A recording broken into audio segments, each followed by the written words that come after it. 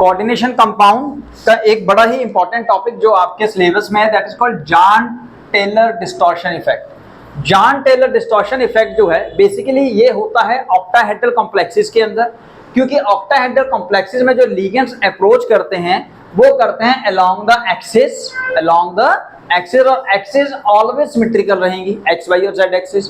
तो लिगेंड्स जब symmetrical axis के अलोंग अप्रोच करेंगे तो वहां पे इलेक्ट्रॉन्स होने की वजह से, यानी कि उन ऑर्बिटल्स में जो कि एक्सिस के अलोंग होते हैं उनमें इलेक्ट्रॉन्स होने की वजह से लिगेंड्स को रिपल्शन फील होना है, और रिपल्शन होने की वजह से वो एक प्रॉपर ज्योमेट्री एक्वायर कर लेते हैं। लेकिन अगर सिमेट्रिकल डिस्ट्रीब्यूशन ना हो, यानी कि आप ये कह सकते हैं कि अगर डी ऑर्बिटल्स में अनसिमेट्रिकल डिस्ट्रीब्यूशन होगी इलेक्ट्रॉन्स की, तब वहां पे अनइक्वल रिपल्शन लगेगा। जहां पे इलेक्ट्रॉन ज्यादा है उस एक्सिस के अलोंग रिपल्शन ज्यादा लगेगी, जहां पे लिगेंड्स अप्रोच कर रहे हैं और इलेक्ट्रॉन कम हुए, अनसिमेट्रिकली कम हुए, तब वहां पे शेप जो है वो डिस्टॉर्ट कर जाएगी। क्यों? क्योंकि कहीं पे रिपल्शन ज्यादा और कहीं पे कम होगा।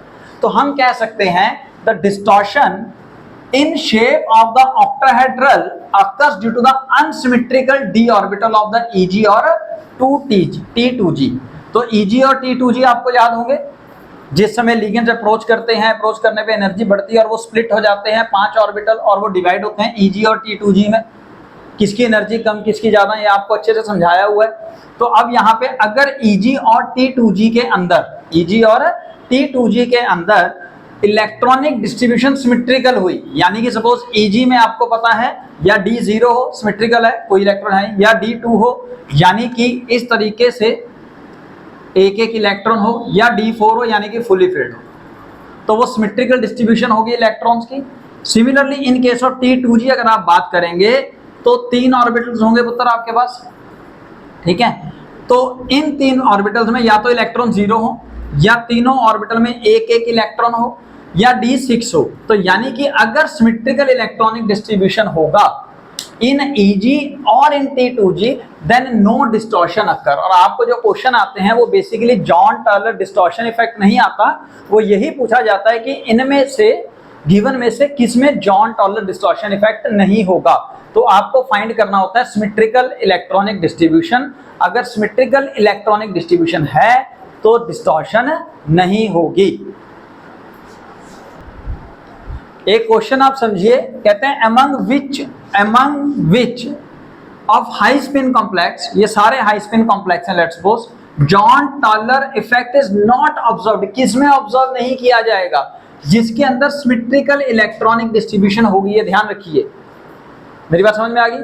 अब उसके हिसाब से आप D7, D8, D4 और D9 की इलेक्ट्रॉनिक कॉन्फ़िगरेशन बनाइए और देखिए किसमें सिमेट्रिकल है किसमें नहीं है।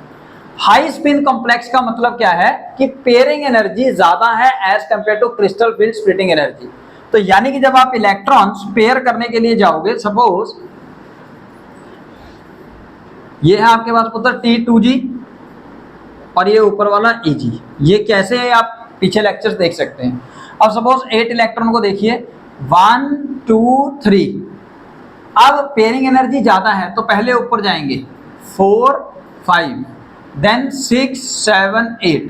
तो आप ध्यान से देखें, ये दोनों मैंने D7 और D8 की इलेक्ट्रॉनिक कॉन्फ़िगरेशन आपको दिखाई है। इसकी हो गई जी T2g5 Eg2, इसकी हो गई T2g6 Eg2।